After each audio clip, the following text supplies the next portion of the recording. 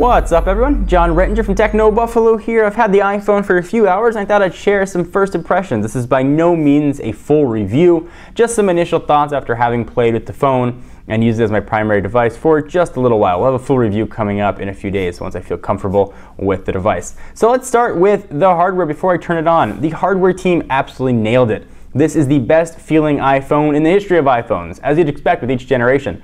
It feels extremely light. You almost feel like the battery is not in there. The anodized aluminum feels absolutely wonderful, and the glass accents on the top and bottom I think really give it a high quality feel to it. There's been some reports about easy scratching.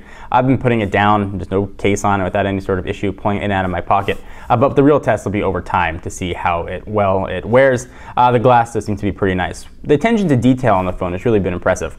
Everything from the corners to the screen, everything just pops. Hardware-wise, no knock on this phone at all. Now let's turn it on. There's Lucy.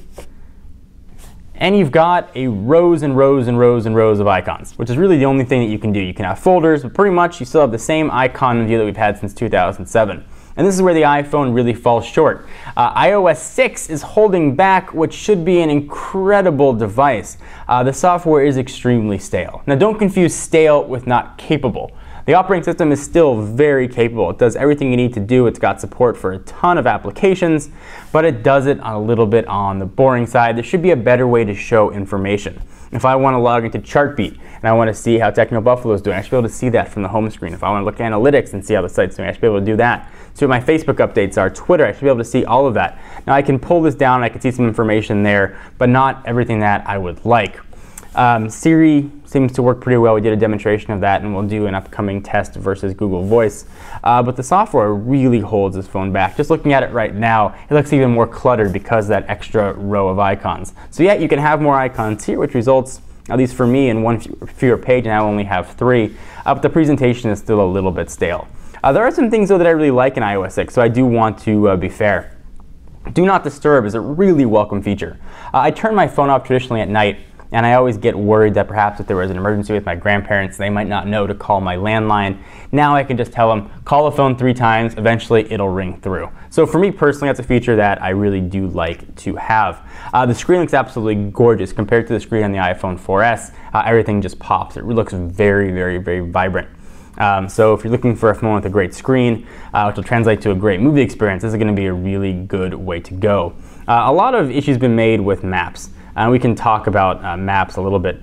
It's not as good as Google Maps. There's really no nice way to say that. But it is a first generation product, so I'm willing to give it at least a generation or software update or 2 before I compare it. But when you're replacing a very capable mapping system from Google Maps, you expect something to be of equal capabilities, and this just is not. Where this does shine though is in turn by turn. This has a great turn by turn navigation option. So if you get lost a lot like me, you're going to be happy to have that. But if you use this for a lot of points of interest, it's not going to be overly helpful. You've got flyover, so you can essentially view how things look from the sky, but I'd much rather trade flyover and be able to see a street view and see what buildings look like instead of seeing what they look like from the top. But that's just me. Call quality is absolutely excellent. Speaker's been very loud. It's been nice having LTE. I haven't had the phone long enough to check battery life, so I'll report back once I can decharge and do a full charge and run a battery of tests on that. Lightning connector works as you'd expect. Headphone jack on the bottom hasn't really been an issue for me at all.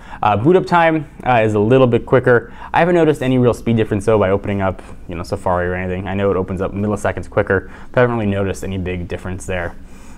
First impressions, did you upgrade from the iPhone 4S over this? I'd say maybe you want to wait a generation and see what the iPhone 5S or iPhone 6, whatever they call it, might be. Only difference I'm really noticing is the look and feel, which is certainly nice, and if you're into having a new look and feel of a phone, then it might be reason to upgrade. Or stick with what you have. The performance, you're really not noticing anything that different. I will play some games though, to take advantage of the bigger screen. There is some letterboxing that's going on here with applications, but you're not going to really notice the letterboxing if you're using the black one. Let me show you what I mean here. Let's go to one of my favorites, the speed test app.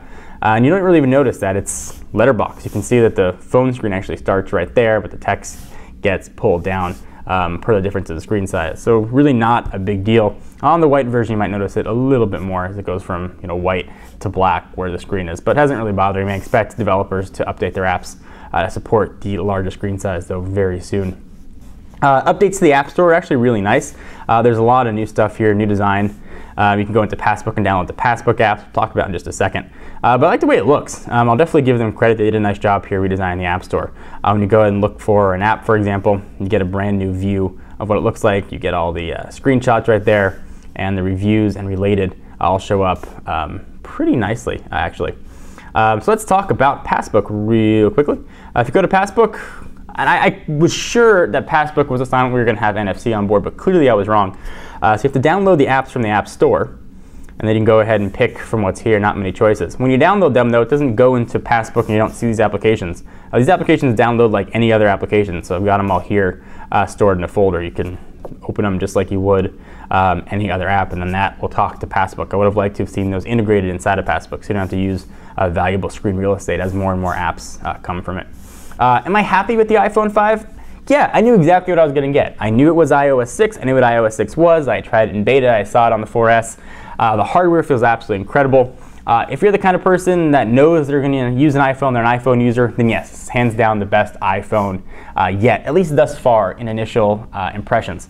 If you are debating going to an iPhone, you want to see what else might come out, I think you'd be better served to wait. Actually using the iPhone 5 has made me more excited about the Galaxy Note 2. Something that's a little bit different that can let me customize it a bit more. But then again, these are just first impressions. Do you guys agree, disagree? I want to hear what you have to say. If you want to know about the camera, I'll put a link down below. We ran a full camera comparison test comparing this to the iPhone 4S. So I'll let you draw your own conclusions there. I'm John Rettinger from Techno Buffalo, and I'll see you guys in the next video. Bye-bye.